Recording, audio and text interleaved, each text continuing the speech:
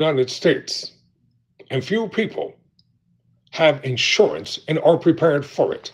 Tyrone Bowman live, according to NPR. Climate change is increasing in the risk of dangerous floods, but people often balk at the cost of flood insurance, especially since many doubt they need protection. Nearly every county in the United States has experienced flooding in the past few decades, but just 44% of homeowners nationwide have flood insurance, according to the Federal Emergency Management Agency, or FEMA. It's what experts call the flood insurance gap. Most homeowners' insurance doesn't cover flooding. And while FEMA aid may be available to help people repair their homes after federally declared disasters, it often covers just a fraction of the cost. That means when floodwaters come, people frequently are on their own to pick up the pieces. It's a reality communities across the country are facing after flooding hit parts of Texas, New Mexico, and North Carolina in the past week alone. In all three states, the floods were caused by extremely heavy rainfall inland, a risk that's growing with climate change. A warmer atmosphere can hold more moisture.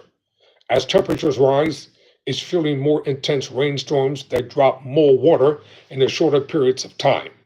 One solution: homeowners, renters, and businesses can buy flood insurance, which most people get through FEMA's National Flood Insurance Program, says Jeremy Porter, head of climate implications research at First Street, which assesses property risks from climate change.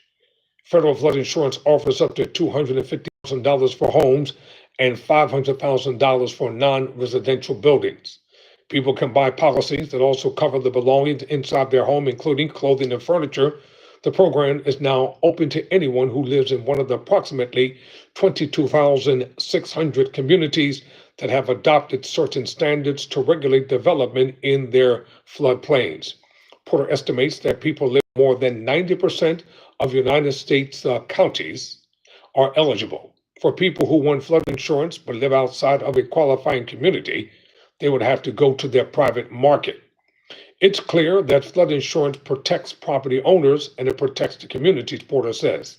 It ends up keeping property values from dropping post-event. It ultimately ends up keeping properties from going into foreclosure.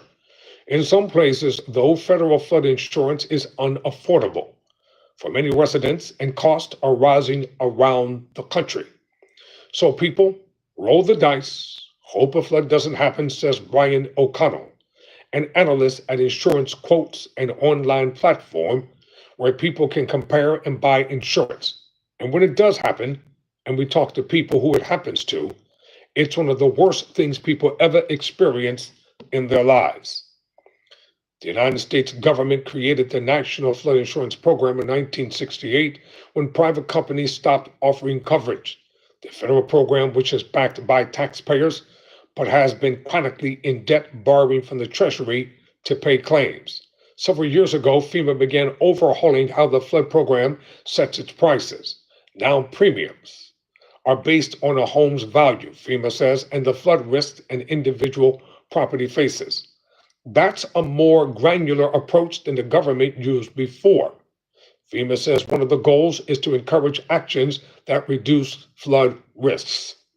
As a result of those changes, the cost of federal flood insurance is surging in some parts of the U.S. In Louisiana. Let's see. Plaquemines Parish, for example, where 9 out of 10 homes are at risk of flooding, people are looking at paying more than $5,400 a year for flood insurance, an average increase of more than 500%. That's on top of their regular home insurance costs. The guy with the $1 million house, he'll figure it out, says Anderson Baker, a retired insurance executive in Louisiana. The guy with a $150,000 house, a couple $100 extra a month, or $300 extra a month, that's a lifelong changing increase in his premium.